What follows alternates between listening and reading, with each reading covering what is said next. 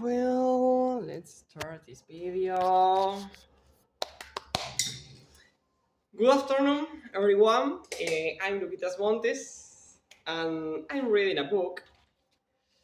And the name of the book is The Earthquake, the terremoto in Spanish. I think that this is the last video and the last chapter. I'm not sure. Let me see. We read chapter 7, Thieves. Oh, yes, yes. In the last chapter, we read about a man. I think that this man was Gabriel, uh, who that went to Silvia's Delgado's flat uh, and took some things of her uh, jewelry. Uh, how can I say this? Jewelry. Joyas in Spanish. Uh, well, now I'm going to read the chapter 8, and this is the last one. The name of this chapter is Home. On the third day after the earthquake, good news came to Liberty Park. Mr. Garcia had a radio in his car. Sylvia, come and listen, he called to her. There will not be another earthquake. The news reader said. People can go back to their homes. Dangerous buildings have a white cross on the door. Do not go inside those buildings. Other buildings are safe. I will say that again.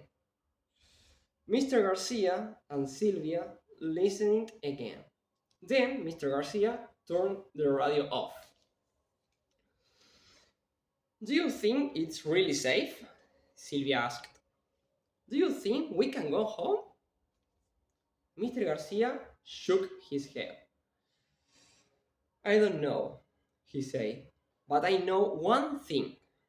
Your mother can stay here. We'll take her home to her bed. You can look after her there. Everywhere in Liberty Park, people asked questions. Many people were worried. Was the newsreader right? They were afraid of another earthquake. They wanted to stay in the country for another day or two. But other people wanted to go home. They started to move into the streets. Sylvia sat down next to her mother. We're going home, mother, she said. Mr. Garcia carried Mr. Delgado carefully to his car. She was as light as a child. Sylvia, excuse me, she was as light as a child. Sylvia opened the back door of the car and Mr. Garcia put Mr. Delgado inside. The journey into town took a long time. There was rumble everywhere, and in some places there were trees across the road. Mr. and Mrs. Garcia sat in the front of the car and talked. They were worried about their flat, their friends, and their neighbors. Sylvia sat in the back with her mother and looked out of the window. But she didn't see the winds or the rumble or the firemen. She didn't hear the Garcias. Will I see Gabriel again? She thought. The car turned into the Delgados street and stopped outside their building. Look, look, it isn't there, said Mr. Garcia. What isn't there? Asked Sylvia. The White Cross! There is no White Cross on our building. It's safe. We can go home. Mr. Garcia jumped out of the car and ran up the stairs to her flat. Mr. Garcia smiled at Sylvia. You go up first and open the door, he said.